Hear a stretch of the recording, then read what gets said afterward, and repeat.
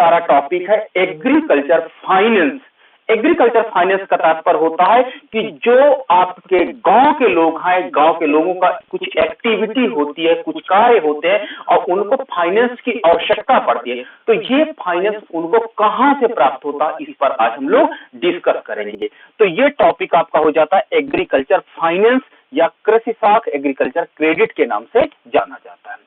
कृषि वित्त या कृषि साख से तात्पर्य उस वित्त या साख से होता है जिसका उपयोग कृषि से संबंधित विभिन्न कार्यों को पूरा करने के लिए किया जाता है। यानी एग्रीकल्चर से संबंधित कोई भी एक्टिविटी को संपन्न करने के लिए, ठीक है, आपको खेत बोने के लिए, आपको खेत में जुताई करने के लिए, इन सारी एग्रीकल्चर जो होता है, आप मछली पालन करना चाहते हैं, मछली पालन के लिए, सीड्स लेने के लिए, बीज लेने के लिए, आपको खाद लेने के लिए, क्योंकि किसानों के पास फाइनेंस की बड़ी प्रॉब्लम है और हमारा एग्रीकल्चर में किसान आज भी बहुत ज्यादा गरीब है, तो उनको वित्त की आवश्यकता होती है। अगर उनको फाइनेंस नहीं मिलेगा तो वास्तव में एग्रीकल्चर सेक्टर में जो डेवलपमेंट है वो डेवलपमेंट की प्रक्रिया वहीं से रुक जाएगी। आपने ये देखा होगा प्रॉपर्ली।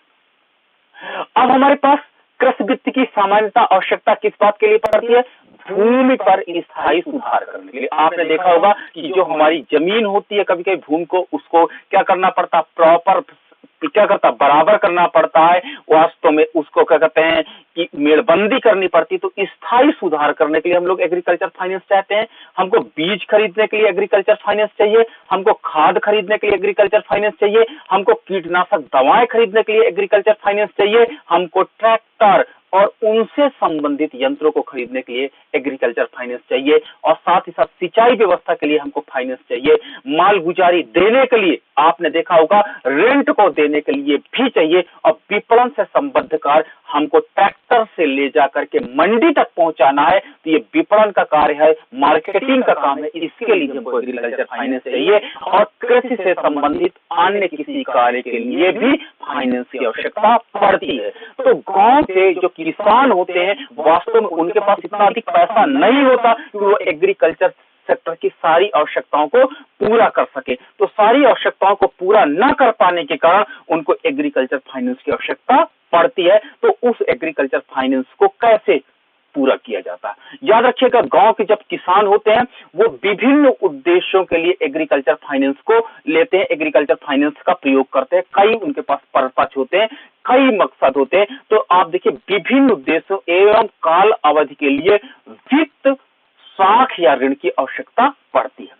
कृषि वित्त की आवश्यकता को उद्देश्य या और समय अनुसार, एक आपका ऑब्जेक्टिव के अनुसार और एक टाइम के अनुसार, हम दो पार्ट में इसका क्लासिफिकेशन करने जा रहे हैं। दोनों पार्ट का क्लासिफिकेशन आप देखो। सबसे पहले उत्पादन करने के लिए ऋण लेते हैं, जिन्हें हम प्रोडक्टिव लोन कहते हैं।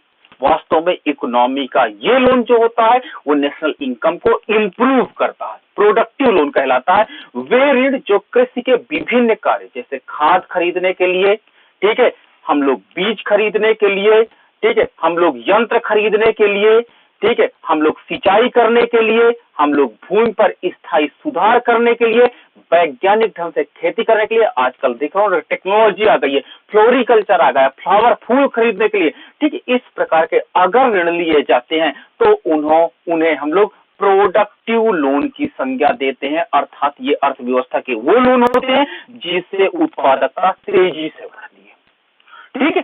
दूसरा, कंजप्शन मेंटेन करने के लिए लोन लिया जाता है। कंजप्शन मेंटेन का तात्पर्य होता है ये फसल की बिजाई और बिक्री के बीच के कृषक अपने परिवार के उपभोग को मेंटेन करने के लिए लोन लेता है। इसे हम लोग उपभोग ऋण कहते हैं, ठीक है, क्योंकि अभी हमने फसल बोई है, फसल बोने के बाद तुरंत हमको इनकम नहीं मिलेगी, 1 साल का टाइम लगेगा। तो उस समय कंजप्शन को मेंटेन करने के लिए जो ऋण लिया जाता है ये वास्तव में क्या कहलाता है? ये उपभोग ऋण कहलाता है। और अधिकतर जो हमारा उपभोग ऋण होता है, अधिकतर जो हमारा कंजप्शन लोन होता है वो क्या होता है? वो नॉन प्रोडक्टिव होता है, वो उत्पादक नहीं होता है, नॉन प्रोडक्टिव माना जाता है, ठीक है। तो प्रोडक्टिव लोन इकोनॉमी में बेस्ट माने जाते हैं। कभी कभी हम पुराने ऋणों को चुकाने के लिए सरकार से लोन लेते हैं, तो वो नॉन प्रोडक्टिव या उपभोग ऋण के आपके पास आ जाते हैं। तो इस प्रकार, और तीसरा ऋण जो है बहुत ही, जो आपको नहीं लेना चाहिए,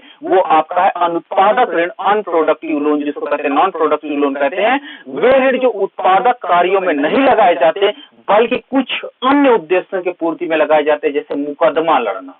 आपने देखा होगा किसानों के ऊपर मुकदमा होता है तो मुकदमा कर लेते हैं, लड़की की शादी है तो लड़की चलो शादी कर देते हैं, लड़की के लिए आभूषण बनाना आभूषण बना देते हैं, चलो विवाह करना विवाह कर लेते हैं। जन्म, मृत्यु, अन्य सामाजिक धार्मिक रीति रिवाज के पालन के लिए जिनका उत्पादन से संबंध नहीं होता और जिससे उधार वापसी का प्रबंध स्वतः निहित नहीं होता।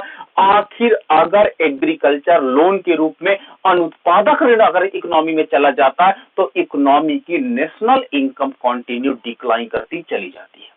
ठीक है, तो इकोनॉमी में ये तीन ऋण हमको बताएं बाय नेचर। आपका प्रोडक्टिव लोन सबसे बेस्ट लोन माना जाता है। अगर इकोनॉमी में प्रोडक्टिव लोन बढ़ा है तो समझ जाना आपकी इकोनॉमी बहुत तेजी से ग्रोथ कर रही है। इकोनॉमी में अगर कंजप्शन का ऋण लिया जाता है तो इकोनॉमी स्टेब्लिश रहेगी। इकोनॉमी में क्या होता है, नेशनल इनकम नहीं बढ़ेगी, नेशनल इनकम कांस्टेंट रहेगी। ठीक है, और इसमें आपकी नेशनल इनकम बढ़ जाएगी। तो ये आपका जो है प्रोडक्टिव लोन, उसमें नेशनल इनकम बढ़ती है, जबकि अनप्रोडक्टिव कंजप्शन लोन में नेशनल इनकम कांस्टेंट रहती है। और तीसरा आपका होता है अनप्रोडक्टिव लोन, इसमें नेशनल इनकम आपको बताया था मैंने डिक्लाइन हो जाती है, कम होती चली जाती है। तो ये आपका उद्देश्य के आधार पर तीन प्रकार के ऋण होते हैं। आप याद रखना, एग्जाम में पूछे जाते हैं कि उद्देश्य के आधार पर कितने प्रकार के ऋण होते हैं, आप बताना तीन। चौथा एक ऐसा ऋण दे देंगे जो आपको लगेगा कि वास्तव में ये नहीं होता। तो ये तीन ऋण होता है। तो पहला मल्टीपल चॉइस क्वेश्चन का जो आपका बना वो आपका प्रोडक्टिव लोन। ठीक है, आप प्रोडक्टिव लोन की डिफिनेशन समझ गए।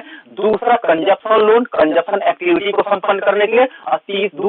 और आपका तीसरा नॉन प्रोडक्टिव लोन, ऐसा लोन जो वास्तव में अर्थव्यवस्था में उत्पादन क्षमता नहीं बढ़ाता किसान की, केवल विवाह समारोह, धार्मिक समारोह इसी संपन्न करने के लिए लिया जाता है, उसे हम लोग अनुत्पादक ऋण कहते हैं। अब आप तीन ऋण समझ गए होंगे। चलो, टाइम के आधार पर भी तीन प्रकार के ऋण होते हैं। ठीक है, अभी मैंने उद्देश्य के आधार पर बताया आपको तीन प्रकार के ऋण, अब मैं बता रहा हूं टाइम के आधार पर। तो सबसे पहले एग्जाम में आईएएस में पूछा गया था। ठीक है, अल्पकालीन ऋण, टाइम बेस पर, समय के आधार पर तीन प्रकार के ऋण होते हैं। पहला आपका है अल्पकालीन ऋण यानी short term loan. Short term loan ये सामान्यतः 0 से 15 महीने की अवधि के लिए लोन लिए जाते हैं। जब किसान लगभग 1 साल के लिए लोन लेता है तो उस ऋण को हम लोग अल्पकालीन ऋण कहते हैं। और अल्पकालीन ऋण जैसे फसल आ जाती है वैसे ही आपको वापस करना पड़ता है। फसल काटने के बाद इन्हें चुकाने का संबंध किया गया कि आपको फसल पकते ही इसको आपको चुकाना पड़ेगा। तो इस प्रकार का जो लोन होता है उसको फसल आते ही चुकाना पड़ जाता है। ये ऋण उत्पादन या उपभोग के कार्यों के लिए प्राप्त किया जा सकता है। ठीक है, तो ये आप हो सकता है कि आप फसल बोना चाहते हैं, मान लो आप चावल की खेती करना चाहते हैं, आपके पास बीज का पैसा नहीं है, ट्रैक्टर से जुताई का पैसा नहीं है, खाद के लिए पैसा नहीं है, तो आप 15 महीने का ये ऋण अल्पकालीन ऋण ले लीजिए। और इस ऋण को फसल जैसे ही आपकी धान की फसल आ जाए, धान की फसल कटते ही आप इसको चुका दीजिए। तो जो ऋण 15 महीने के लिए लिया जाता, 15 महीने से कम समय के लिए लिया जाता, अर्थात जिनका रेंज 0 से 15 महीने के बीच होता है, उनको अल्पकालीन ऋण कहते हैं। आप डिफिनीशन याद रखना। दूसरा आपका है मध्यकालीन ऋण तथा आपका दीर्घकालीन ऋण। ठीक है, तो मध्यकालीन ऋण, इन ऋणों की अवधि 15 महीने से लेकर के 5 साल तक की होती है। ऐसे ऋण जो 15 महीने से लेकर के 5 साल के बीच तक के होते हैं, यानी इनको मध्यावधि काल के ऋण कहते हैं, मीडियम टर्म लोन कहते हैं।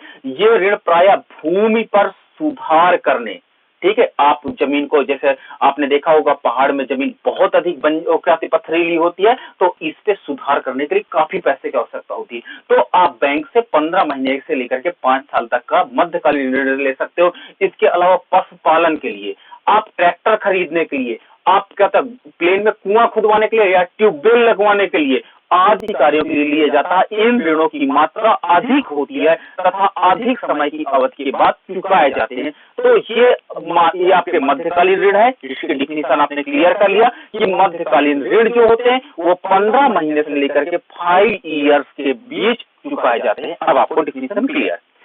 तीसरा आपका जो ऋण है वो वास्तव में दीर्घकालीन ऋण है, और दीर्घकालीन ऋण वो ऋण होते हैं जो वास्तव में 5 साल से अधिक समय के लिए ऋण लिए जाते हैं, और 5 साल से अधिक, अधिकतर ये 10 साल या 20 साल तक के लिए लिए जाते हैं। ये अधिकतर ऋण भूमि खरीदने के लिए, अगर आप लैंड खरीदना चाहते हो, पुराने ऋणों को चुकाने के लिए, महंगे कृषि यंत्रों को खरीदने के लिए, आदि पूंजीगत व्यय के लिए, अधिकतर इससे कैपिटल कमोडिटी को खरीदा जाता है। और किसान लॉन्ग रन ऋण जो होता है, इसमें देखिए अनप्रोडक्टिव एक लोन है, कौन सा, पुराने ऋणों को चुकाने के लिए। इसके लिए ऋण क्या होता है, किसान लेता है। तो अब आपको क्लियर हो गया तीनों ऋण।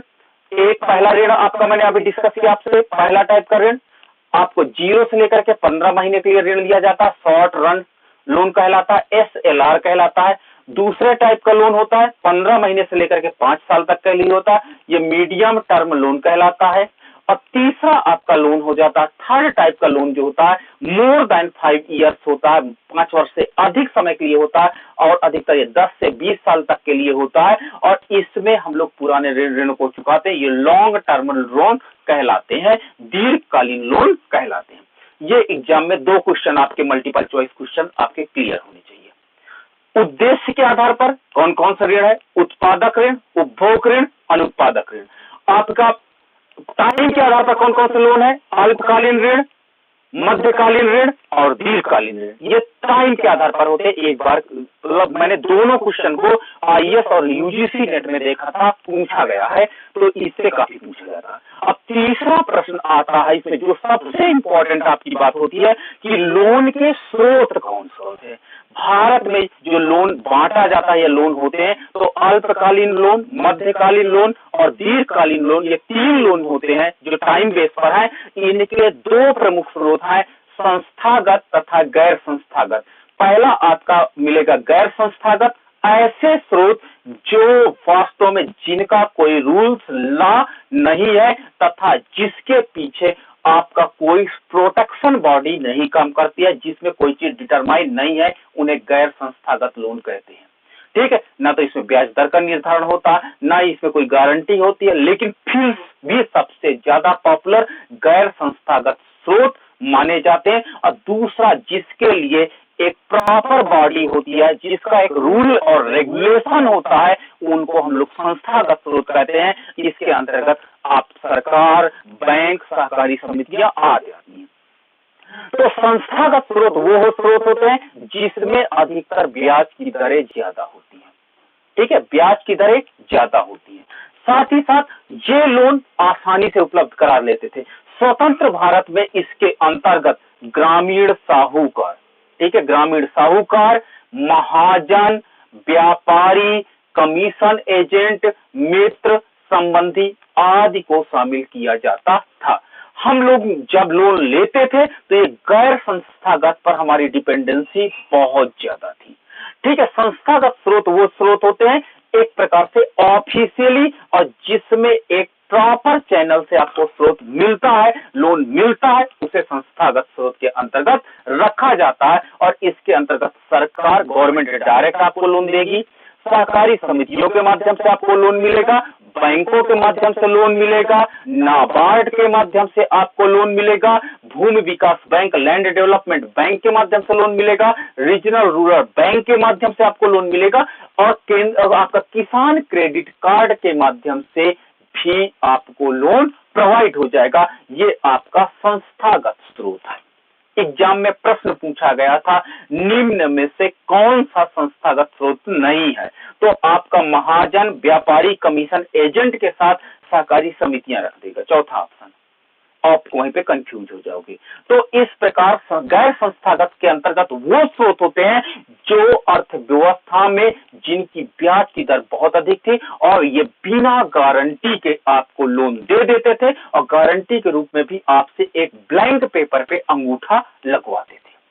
ठीक है, बदले में सोने चांदी या आपके जमीन के पेपर क्या करते थे, वो गिरवी रखते थे। तो इन स्रोतों को हम लोग गैर संस्थागत स्रोत की संज्ञा प्रदान करते हैं और गैर संस्थागत स्रोत अर्थव्यवस्था का मुख्य पार्ट बने रहे कुछ समय तक और वास्तव में पूरी अर्थव्यवस्था इन्हीं पर डिपेंड रही। जब भारत हमारा स्वतंत्र हुआ तो स्वतंत्रता के बाद इस पर जब सरकार ने इन पर देखा तो इनके अत्याचार अर्थव्यवस्था में बहुत ज्यादा हो गए थे।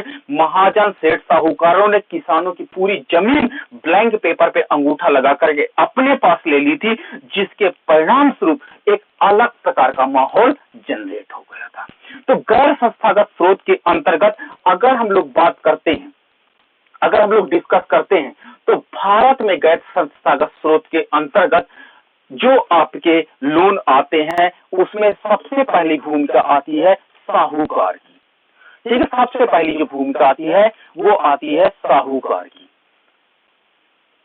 साहूकार की, ठीक है, साहूकार वो होते हैं जो खेती तथा साहूकारी का काम दोनों करते थे।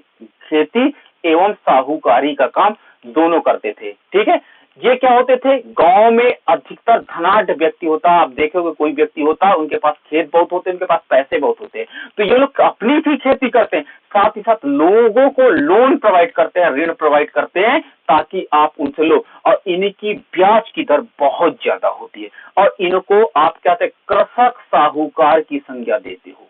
ठीक है, कृषक साहूकार की संज्ञा आप देते हो।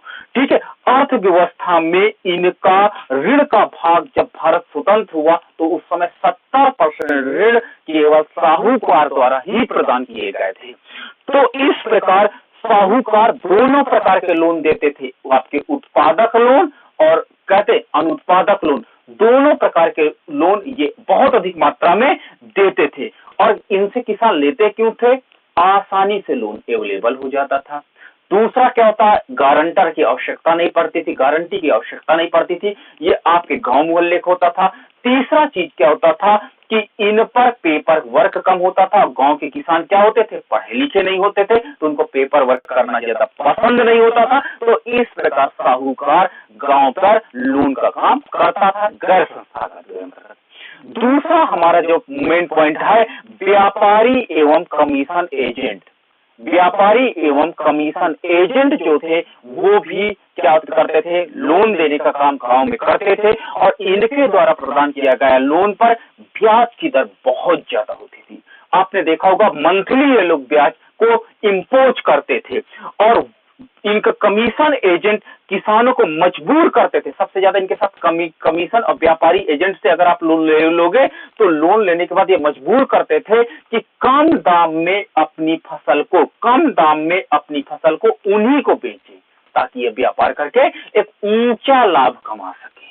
तो ये इनके साथ एक सबसे बड़ी डिमेरिट थी कि व्यापारी किसानों पर कम दाम पर बेचने के लिए दबाव बनाते थे और कम ब्याज पर, कम क्या कहते हैं, मूल्य पर बेचो ताकि व्यापारी ऊंचे मूल्य पर बेचे और ज्यादा से ज्यादा लोन कमा सके। 1951-52 में जब भारत स्वतंत्र हुआ तो वास्तव में व्यापारी एवं कमीशन एजेंट का जो प्रतिशत 5.5% था, 1961 में जब संस्थागत स्रोत हमारे पास आने लगे, 1961 और 62 में इनका शेयर घट करके 2.5 हो गया। ठीक है, ज्यादा वैसे रोल नहीं था लेकिन फिर भी 1961-62 में इनका रोल कम हो गया।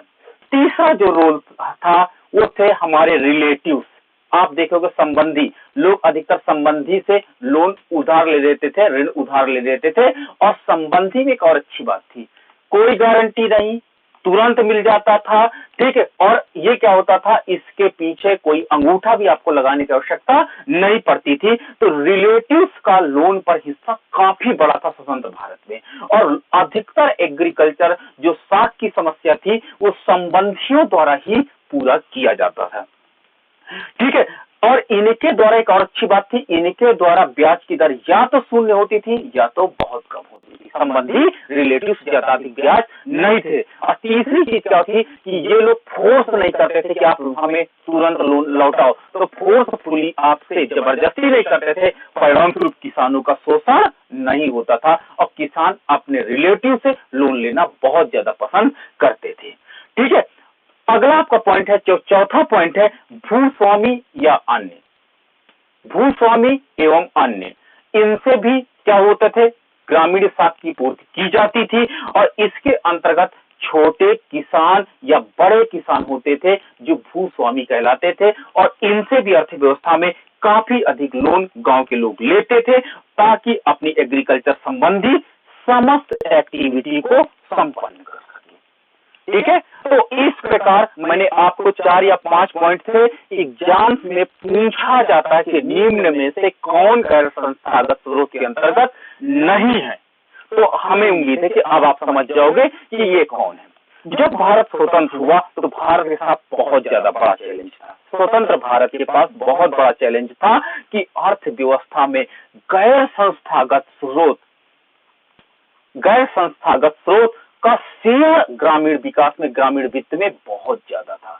ग्रामीण वित्त में जो आपका गैर संस्थागत स्रोत था उसका शेयर बहुत ज्यादा था और संस्थागत स्रोत का शेयर बहुत कम था और अर्थव्यवस्था में किसानों का शोषण बहुत ज्यादा हो गया था। ये लोग गैर संस्थागत में महाजन, सेठ, साहूकार, भूस्वामी ये क्या करते थे, मारपीट करते थे और मारपीट करने के साथ साथ अर्थव्यवस्था में ये लोग ब्लैंक पेपर पे अंगूठे का निशान लेते थे और किसानों की जमीन ब्याज के रूप में पूरी अपने नाम कर लेते थे। किसान अनपढ़ होते थे, इनके पास पैसे नहीं होते थे, जिसके परिणाम स्वरूप ये अपनी भूमि को साहूकारों को गिरवी रखते थे और कुछ दिन बाद साहूकार उनकी संपूर्ण जमीन पर कब्जा कर लेते थे। जब भारत स्वतंत्र हुआ तो भारत के सामने एक बहुत बड़ा चैलेंज था कि इन गैर संस्थागत स्रोतों को समाप्त करना तथा संस्थागत यानी एक ऐसा हमको बॉडी डेवलप करना, एक ऐसा हमको इंस्टीट्यूशनल चेंज करना ताकि ब्याज की दर कम से कम हो और किसानों का शोषण रुके। इस संदर्भ में भारत सरकार ने कदम उठाना प्रारंभ किया। हालांकि हम ये बताते कि 1902 से भारत में सहकारी समितियां काम कर रही थी। भारत में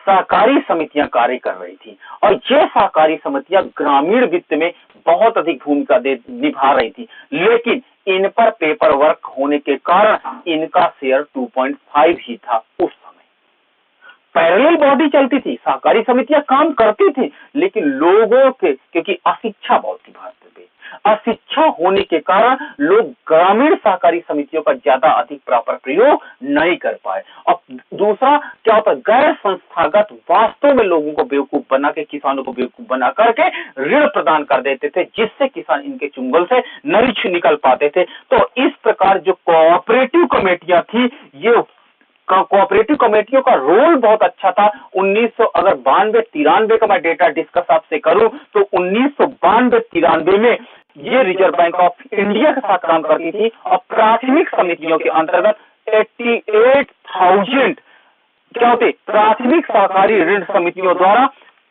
इतनी प्राथमिक सहकारी समितियां थी स्वतंत्र 1992-93 में। 1992-93 में 88,000 प्राथमिक सहकारी समितियां थी और इनके द्वारा 5,080 करोड़ रुपए का लोन प्रदान किया गया था। अर्थात भारत में सहकारी समितियों पर डिपेंडेंसी बढ़ती चली गई और इनका रोल बढ़ गया और लगातार बढ़ता गया। जो 1950-51 में जब भारत स्वतंत्र हुआ, 51-52 की मैं बात बता देता हूं, सहकारी समितियों का लोन में जो हिस्सा था वो मात्र 3% था, यानी संस्थागत लोन 3% था और 97% आपका गैर संस्थागत लोन पे क्या था, निर्भर करते थे लोग। लेकिन आज 1900 जब हम क्या करते, 1900 हम 93-94 की बात करते हैं या पहले 1981-82 की अगर हम बात करते हैं तो सहकारी समितियों का शेयर बढ़कर के 33% हो गया। अर्थात लोगों ने सहकारी समितियों पर अपना विश्वास जताया और इनसे लोन लिए। तो इस प्रकार अर्थव्यवस्था में इनका योगदान बढ़ा, लेकिन वर्तमान में बैंकिंग सेक्टर का डेवलपमेंट होने के कारण, आपने बैंकिंग सेक्टर का डेवलपमेंट होने के कारण, दूसरा नाबार्ड का जन्म होने के कारण, तीसरा आपका रीजनल रूरल बैंक का जन्म होने के कारण, चौथा किसान क्रेडिट कार्ड का जन्म होने के कारण एग्रीकल्चर समितियों का शेयर वर्तमान में घट करके 21% रह गया, लेकिन फिर भी स्वतंत्र भारत के समय से अभी भी ज्यादा है। वास्तव में एग्रीकल्चर फाइनेंस में सहकारी समितियों ने स्वतंत्रता के पूर्व जो रोल अदा किया वो बाद में भी अदा करती चली गई। लेकिन अर्थव्यवस्था में अगर आपकी हम बात करते हैं तो अर्थव्यवस्था में भारत में आपको मैं बताऊं कि इंदिरा गांधी जी का शासनकाल था। एग्रीकल्चर सेक्टर में कोई भी बैंक लोन देने को तैयार नहीं था। सभी बैंकों का एक आर्गुमेंट था, बार बार कहते थे कि किसान को लोन दे दो तो किसान कंजप्शन की एक्टिविटी, उपभोग आपका प्रक्रिया, साथ साथ नॉन प्रोडक्टिव एक्टिविटी में ज्यादा से ज्यादा लोन का प्रयोग करते हैं, परिणाम स्वरूप समय से लौटा नहीं पाते हैं। समय से लौटा न पाने के कारण बैंक का विश्वास किसानों से उठ गया था। बैंक का विश्वास किसानों से उठ गया था। अब देखिए 1950 में भारत स्वतंत्र हुआ और भारत के पास अपना मतलब बैंक, सरकारी क्षेत्र में बैंक नहीं थे, जिसके परिणाम स्वरूप सहकारी समितियों का लोन का हिस्सा मात्र 3% था और साहूकार महाजन थे। 1955 में भारत के में प्रधानमंत्री जी ने सोचा कि अगर हम एग्रीकल्चर सेक्टर का प्रॉपर डेवलपमेंट करना है तो मुझे एक बैंक को आपको नेशनलाइज करना पड़ेगा और आपकी स्थापना हुई स्टेट बैंक ऑफ इंडिया की। लेकिन state bank of India sufficient loan ना प्रोवाइड कर पाया। आपने देखा होगा 1966-67 के आसपास जब आपका ग्रीन रिवॉल्यूशन हुआ तो ग्रीन रिवॉल्यूशन के परिणाम स्वरूप हमने सबसे पहले कृषि में यांत्रिकी का प्रयोग किया, मशीनों का प्रयोग किया और वास्तव में मॉडर्न एग्रीकल्चर के कॉन्सेप्ट को हमने यहां पर एक्सेप्ट किया और वास्तव में सक्सेस भी रहा। सक्सेस रहा कि नहीं सक्सेस रहा? हरित क्रांति भारत में सक्सेस रही। गेहूं, चावल और मक्का, ज्वार का उत्पादन तेजी से बढ़ा। लेकिन बात ये करते हैं कि बिना फाइनेंस के कोई भी किसान कैसे मॉडर्न एग्रीकल्चर को अपना पाएगा? सरकार के पास कई, एसबीआई के पास इतनी क्षमता नहीं थी कि अकेले भारत के जो इस भारत में लगभग 80 या 90% लोग किसान हो, एसबीआई के पास इतनी पूंजी भी नहीं थी कि हम पूरे भारत को लोन प्रोवाइड कर सकें। अर्थात और प्राइवेट सेक्टर के बैंक आप जानते हो कि वो एग्रीकल्चर लोन क्यों दें जब इंडस्ट्रियल सेक्टर में उनको अच्छा बेनिफिट मिल रहा है। तो 1966-67 की ऐसी विषम परिस्थितियां जब हम एग्रीकल्चर सेक्टर में रिवॉल्यूशन करना चाहते थे, हम चाहते थे एग्रीकल्चर सेक्टर तेजी से डेवलप हो, तो लेकिन प्रॉब्लम कहां गई? फाइनेंस की। आपके पास भी तो आज डेवलपमेंट के लिए सबसे बड़ी प्रॉब्लम क्या है? फाइनेंस की। तो सरकार ने 1969 में 14 बैंकों का राष्ट्रीयकरण किया।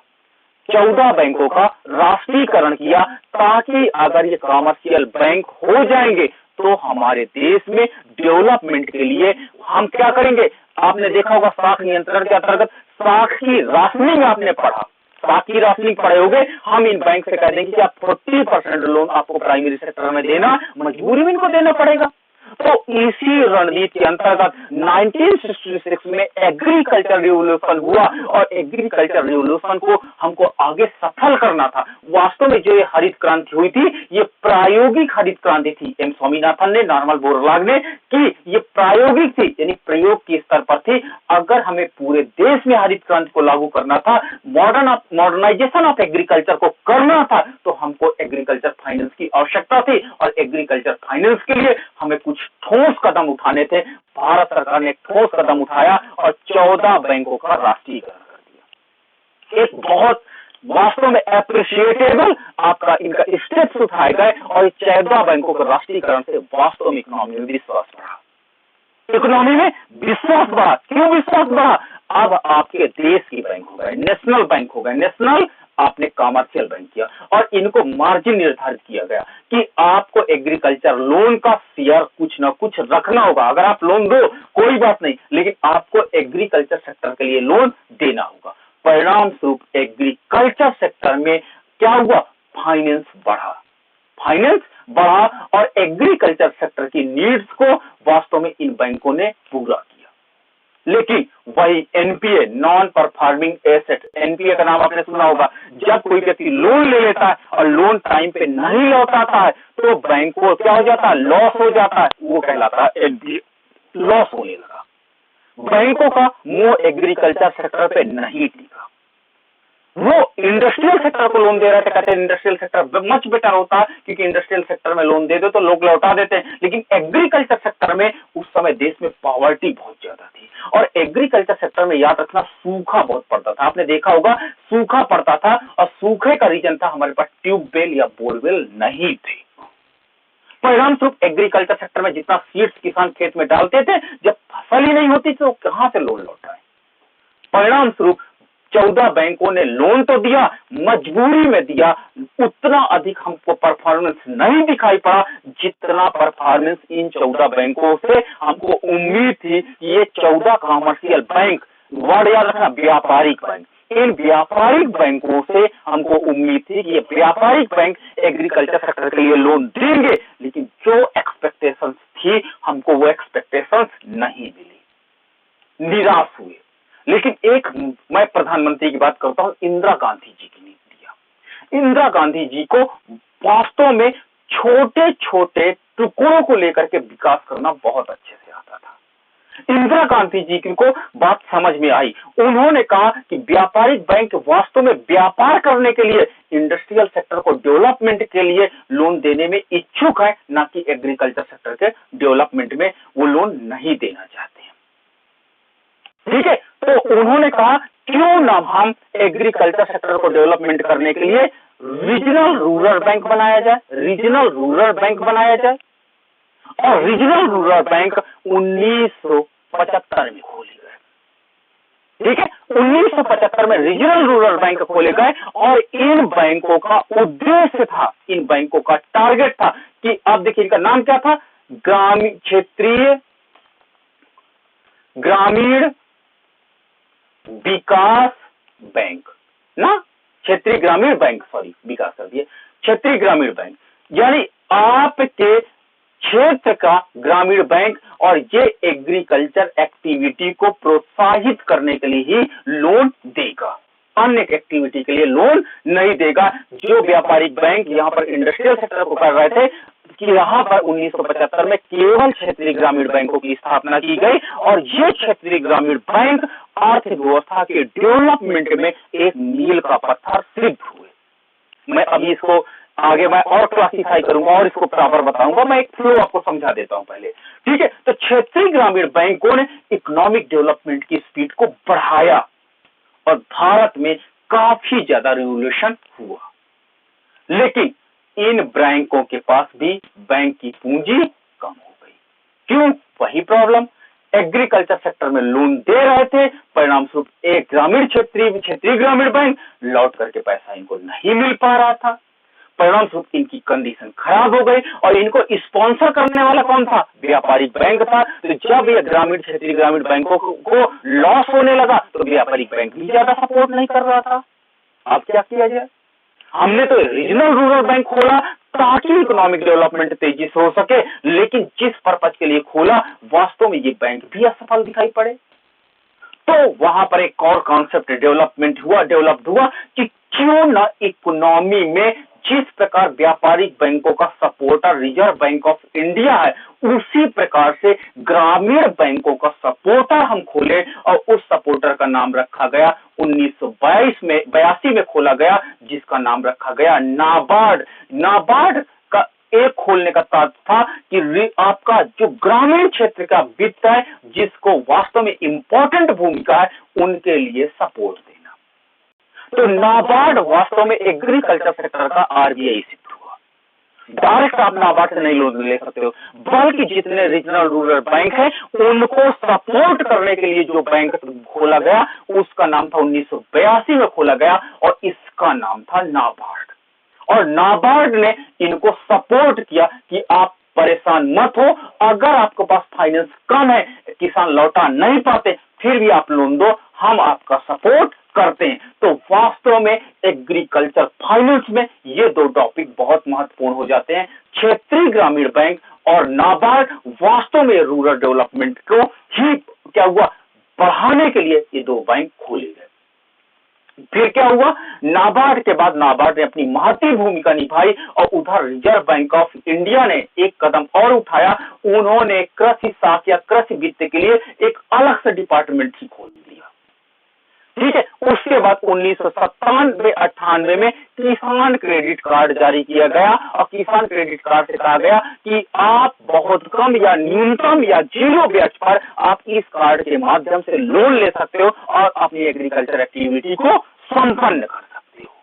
तो इस प्रकार आपको मैंने पूरा कॉन्सेप्ट बताया 1950 से लेकर के 1997 में, ये 50 सालों में एग्रीकल्चर फाइनेंस में क्या रिवॉल्यूशन हुआ वो आपको मैंने क्रम से पूरा बताया। चलिए अब हम इसको एक एक चीज को और डिफाइन करते हैं ताकि आपको कोई उसमें मल्टीपल चॉइस क्वेश्चन छूटने ना पाए। तो क्योंकि मल्टीपल क्वेश्चन इसमें आपके तीनों पॉइंट से बहुत आते हैं। आपका क्या कहते हैं, पहला तो मैंने 3-4 पॉइंट्स आपको डिस्कस किए, लेकिन इसके अलावा आपके कई पॉइंट्स आते हैं जिनको इंपॉर्टेंट हो जाते हैं, तो उन पॉइंट्स को हम लोग डिस्कस करते जाएंगे। साथ ही साथ हम लोग प्रॉपर डिस्कस करेंगे कि अर्थव्यवस्था में नाबार्ड का रोल क्या है, रीजनल रूरल बैंक का रोल क्या है, रीजनल रूरल बैंक कैसे इकोनॉमी को डेवलप करते हैं, इन दोनों को हम थोड़ा सा विस्तृत अध्ययन करेंगे। साथ ही साथ किसान क्रेडिट कार्ड स्कीम, ये एक बार एग्जाम में बहुत पूछा जाता है, तो इन 3 टॉपिक्स हैं, इनसे बहुत ज्यादा एग्जाम में पूछा जाता है, तो इनका थोड़ा सा और हम एग्रीकल्चर फाइनेंस में डीपली थोड़ा सा स्टडी कर लेते हैं। ठीक है, तो डीपली स्टडी करने में सबसे पहले आपको बात बताते हैं, सहकारी समितियों की बात करते हैं।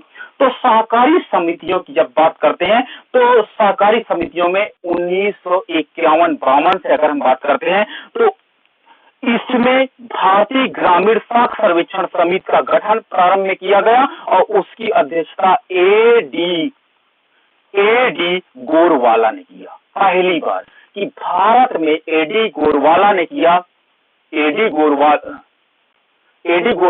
किया और भारत में अखिल भारतीय ग्रामीण साख सर्वेक्षण समिति का गठन किया गया, जिसके माध्यम से सहकारी समितियों को बल दिया गया कि सहकारी समितियां हैं, इनका अर्थव्यवस्था में रोल क्या हो, इंपॉर्टेंट हो। तो सबसे पहली जो आपकी कमेटी बनी एडी गोरवाला की बनी और इन्होंने सहकारी समितियों को एग्रीकल्चर साख के लिए प्रोत्साहित किया।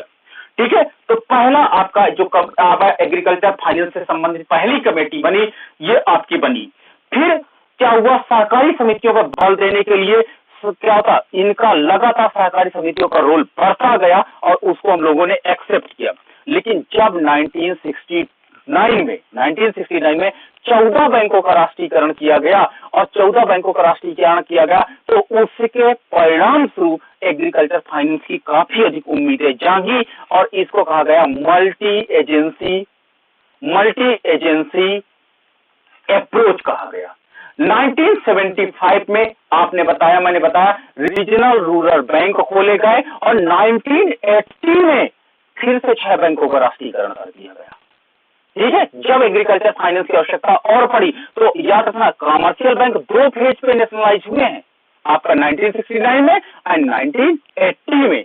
ठीक है, उसके बाद 1982 में फिर भी लगा कि नई एग्रीकल्चर सेक्टर के लिए एक अलग बैंक होना चाहिए, जिसमें आपको नाबार्ड ओपन किया गया। तो ये डेट्स बहुत इंपॉर्टेंट होती है, ये एग्जाम में क्रम में लगाने को आती है, निम्न डेट्स को क्रम में लगाइए। तो शायद मुझे लगता है अब आप लगा सकते हो कि 1969 में पहला आपका बैंक को नेशनलाइज किया गया, 1975 में रीजनल रूरल बैंक खोले गए, आपका 1980 में दोबारा कमर्शियल बैंक 6 कमर्शियल बैंक और ओपन किए गए और साथ साथ 1982 में नाबार्ड खोला गया, जो एग्रीकल्चर सेक्टर में, एग्रीकल्चर फाइनेंस के सेक्टर में रिवॉल्यूशन साबित हुआ।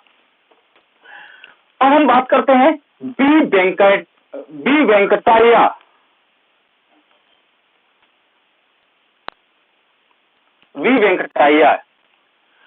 वेंकटैया की अध्यक्षता में रिजर्व बैंक ने अखिल भारतीय ग्रामीण साख समिति को गठित किया और जिसने 1969 में एक अपनी रिपोर्ट दी।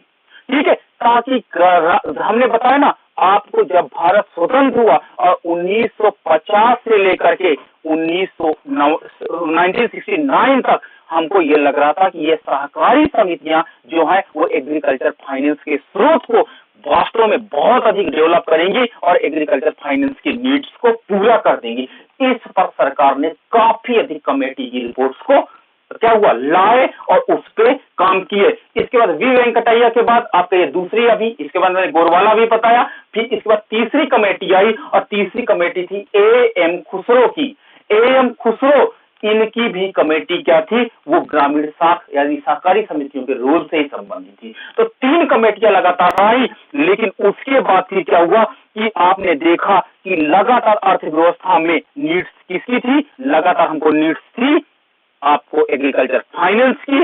इसलिए आपका 1975 में, आपको डेट याद रखना पड़ेगा। अब आपको देखते हैं रीजनल रूरल बैंक के विषय में स्पष्ट करता हूं। 1975 में कब डेट पूछा जाता, 2 अक्टूबर 1975 को, ठीक है। ग्रामीण बैंकों से संबंधित नियुक्त दल ने 2 अक्टूबर 1975 को 5 क्षेत्रीय ग्रामीण बैंक ओपन करने की बात कही। 5, याद रखना, ये नंबर पूछा जाता। पहली बार 2 अक्टूबर 1975 को 5 क्षेत्रीय ग्रामीण बैंक ओपन करने की बात कही गई कि 5 क्षेत्रीय बैंक ओपन किया जाए। ये कहां से थे, तो पहला था आपका मुरादाबाद तथा गोरखपुर उत्तर प्रदेश में। आपका मुरादाबाद में एक क्षेत्रीय ग्रामीण बैंक 1975 में खोला गया, मुरादाबाद, और यूपी में ही 2 प्लेस थे और यूपी में गोरखपुर था। ये गोरखपुर थे, यूपी में 2 जगह पे क्षेत्रीय ग्रामीण बैंक की ब्रांच खोली गई। दूसरा पॉइंट आपका इसमें जो इंपॉर्टेंट आ जाता है, हरियाणा के भिवानी आपका हरियाणा में एक रीजनल रूरल बैंक खोला गया, हरियाणा, ठीक है। ये एग्जाम में पूछा जाता है। तीसरा इन्होंने खोला राजस्थान में, जयपुर में खोला, राजस्थान में, ठीक है। चौथा रीजनल रूरल बैंक जो खोला गया वो मालदा पश्चिम बंगाल में खोला गया। एक बार क्रम मिलाने को आ गया था, ठीक है, पश्चिम बंगाल में।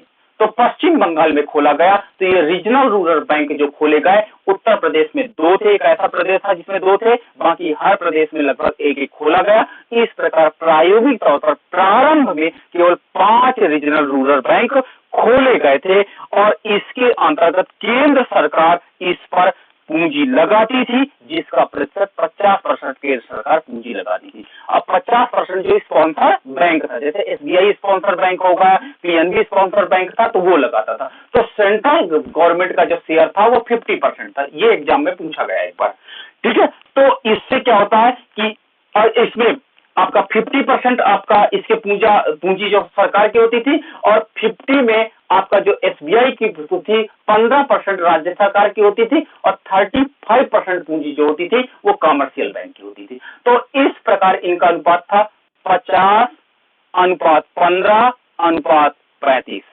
ये कुछ रेशियो था। ये सेंट्रल गवर्नमेंट का था, ये स्टेट गवर्नमेंट का था और ये बैंक का शेयर था। इस प्रकार करके ये पूंजी को डिवाइड किए थे जब रीजनल रूरल बैंक ओपन किए गए। अब इनका प्रमुख उद्देश्य क्या था रीजनल रूरल बैंक का? उद्देश्य ध्यान से देख लेना, बस उद्देश्य का पॉइंट आपको डिस्कस करेंगे, ज्यादा परेशान नहीं करेंगे। पहला उद्देश्य था कि समाज के कमजोर वर्गों को लोन देना, कमजोर वर्गों को लोन देना था इनका उद्देश्य।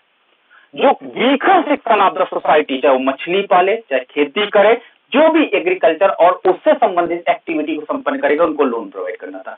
दूसरा, इसके अंतर्गत ग्रामीण क्षेत्र में बैंकिंग सुविधाएं उपलब्ध कराना, ग्रामीण क्षेत्र में बैंक की सुविधा उपलब्ध कराना इसका टारगेट था, ताकि लोग अपनी बचत के महत्व को समझ सके।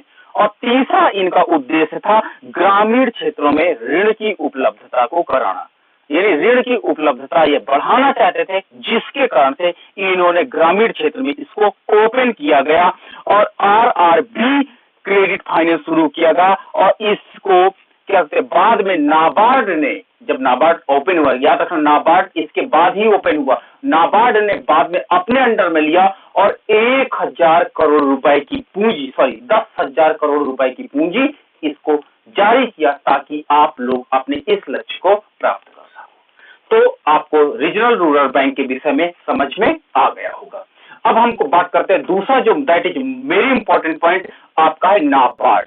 नाबार्ड जो आपका इंपॉर्टेंट पॉइंट है। दूसरा जो इंपॉर्टेंट पॉइंट था कि 12 जुलाई, डेट याद रखना, ये एग्जाम में यही प्रॉब्लम करता है आपको। 12 जुलाई 1982 को क्या हुआ, अर्थव्यवस्था में एग्रीकल्चर सेक्टर में आरबीआई की तरह, जैसा रिजर्व बैंक ऑफ इंडिया अन्य कमर्शियल बैंकों को सपोर्ट करता है, उसी तरह से एग्रीकल्चर सेक्टर को सपोर्ट करने के लिए नाबार्ड ओपन किया गया। और नाबार्ड का एक टारगेट था national bank for agriculture and rural development. National bank for agriculture and rural development bank खोला गया और ये शिवरामन कमेटी की संस्कृति पर खोला गया। आपका शिवरामन कमेटी, ये कमेटी का नाम बार बार पूछा जाता है कि निम्न में से कौन सी कमेटी के क्या हुआ रिकमेंडेशन पर आपका नाबार्ड ओपन किया गया। तो शिवरामन कमेटी के रिकमेंडेशन पर इसको ओपन किया गया और इसका मुख्यालय कहां पर है, मुख्यालय इसका मुंबई में है। आरबीआई का मुख्यालय कहां है, मुंबई में। तो यानी नाबार्ड का भी मुख्यालय मुंबई में और आपका रिजर्व बैंक ऑफ इंडिया का भी मुख्यालय आपका कहां पर है, वहीं पर है। और इसका कार्य है कि वास्तव में जितने रूरल सेक्टर के बैंक है उनको लोन प्रोवाइड करना, और लोन के साथ ही साथ जितने रूरल सेक्टर के बैंक है उनको लोन प्रोवाइड करना, और लोन प्रोवाइड करने के साथ ही साथ इनको वास्तव में एग्रीकल्चर फाइनेंस की व्यवस्था करना। किसके लिए एग्रीकल्चर फाइनेंस की व्यवस्था करना, बैंकों के लिए। ठीक है, ठीक है। आरबीआई ने इससे एक और सपोर्ट किया। आरबीआई ने अपने यहां भी एग्रीकल्चर सेक्टर के लोन को इंप्रूव करने के लिए क्या हुआ कि उन्होंने भी बैंकिंग सेक्टर को डेवलपमेंट करने के लिए उन्होंने भी अपना एक अलग सा डिपार्टमेंट जारी किया। और वो अलग सा डिपार्टमेंट क्या था, वास्तव में कृषि फाइनेंस से संबंधित डिपार्टमेंट ओपन किया गया और इसका टारगेट था कि अर्थव्यवस्था में लोनिंग के लिए हेल्प करना। तो इस प्रकार जो आपका नाबार्ड था वो वास्तव में एक बहुत बड़े कॉन्सेप्ट के रूप में आया। और 1995 तथा 96 में इन्होंने रूरल डेवलपमेंट के लिए, ग्रामीण क्षेत्र में बुनियादी सुविधाओं के लिए, विकास के लिए rural infrastructure development fund RIDF की स्थापना की। और इसका उद्देश्य था राज्य सरकारों तथा राज्य के स्वामित्व वाले निगमों के लिए फंड की व्यवस्था करना। तो आप याद रखिएगा, जितने ग्रामीण क्षेत्र में बुनियादी सुविधाएं होती हैं, बुनियादी सुविधाओं के लिए जो नाबार्ड होता है, इसका एक स्पेशल ब्रांच है। आपका क्या ब्रांच है, रूरल इंफ्रास्ट्रक्चर डेवलपमेंट फंड, जिसको रिफ्ट कहते हैं। इसके अंतर्गत बुनियादी सुविधाओं का डेवलपमेंट किया जा सकता है ताकि अर्थव्यवस्था तेजी से डेवलप हो सके और उससे काम कर सके। यही नहीं, सन 2004 की मैं आपको बताता हूं। सन 2004 में विद्यानाथन कमेटी बनी और विद्यानाथन कमेटी ने क्या किया, ग्रामीण सहकारी समितियों से एक सुधार से संबंधित फिर से काम किया। तो भारत में आज भी सहकारी समितियां सक्सेस हैं, लेकिन ये जो आपके दो बड़े परिवर्तन हुए, रीजनल रूरल बैंक और नाबार्ड, इन्होंने वास्तव में मील का पत्थर सिद्ध कर दिया। और इसमें एक चर्चा करना हमको बहुत अधिक इंपॉर्टेंट हो जाता है, किसान क्रेडिट कार्ड की। किसान क्रेडिट कार्ड की, किसान क्रेडिट कार्ड, ये जो प्रोग्राम चालू किया गया, ये 1998 में चालू किया। एग्जाम में डेट पूछा गया था, 1998 में चालू किया गया था। इसके अंतर्गत किसानों को संस्थानिक ऋण प्रदान करना था, यानी आसानी से संस्थानिक ऋण प्रदान करना था ताकि ऋण आपको मिल जाए। और इसके अंतर्गत, ठीक है, किसानों को जो सपोर्ट मिलेगा कहां से मिलेगा, व्यापारिक बैंकों से, दूसरा आपका सहकारी बैंकों से। आपने देखा होगा अल्मोड़ा सहकारी बैंक आप होता है, नैनीताल सहकारी बैंक होता है, इस तरह आपने देखा होगा ना, सहकारी बैंकों से। और तीसरा जो आपका इसका होता है क्षेत्रीय ग्रामीण बैंकों से। तो किसान क्रेडिट क्षेत्रीय ग्रामीण बैंक, तो इसके अंतर्गत ये तीन एजेंसियां इसके पीछे वर्क कर रही थी। एग्जाम में ये अब की बार IAS में पूछा गया था कि किसान क्रेडिट कार्ड योजना के अंतर्गत कौन कौन सी एजेंसियां हैं जो सपोर्ट कर रही हैं। तो आप बताना, व्यापारिक बैंक, सहकारी बैंक, क्षेत्रीय ग्रामीण बैंक, ये 3 एजेंसियां इनके साथ काम कर रही हैं। और ऐसे किसान जो 5,000 रुपए या अधिक मूल्य के उत्पादन के लिए ऋण आ रहे हैं, उसे क्रेडिट कार्ड जारी कर दिया जाएगा। ये आपको खतौनी के आधार पर किसान क्रेडिट कार्ड आपका स्कीम KCCS के नाम से जाना जाता है, और इसके अंतर्गत किसानों को लोन प्रोवाइड किया जाता है, ताकि आपको जोत बही के आधार पर, ठीक खतौनी के आधार पर आपको किसान का क्रेडिट कार्ड के अंतर्गत लोन मिलता है। और इसमें ब्याज की दर नियर अबाउट 0 होती है, या मिनिमम 2 या 3% होती है, बहुत कम होती है, जिसको अगर आप टाइम पर लौटा देते हो तो कोई प्रॉब्लम नहीं हो सकती।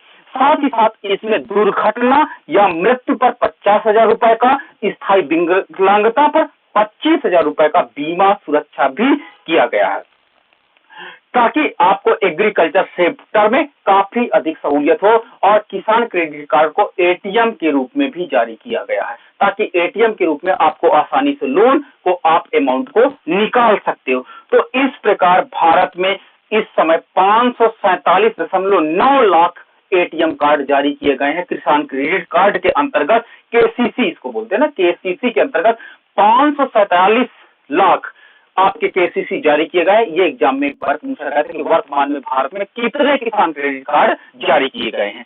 तो ये आपको मैंने आज टॉपिक्स लर्न हमने किया, ग्रामीण वित्त, और इसका मैंने पूरा इतिहास आपको बताया, तथा कौन सी प्रमुख संस्थाएं हैं इस पर भी हम लोगों ने डिस्कस किया। चलिए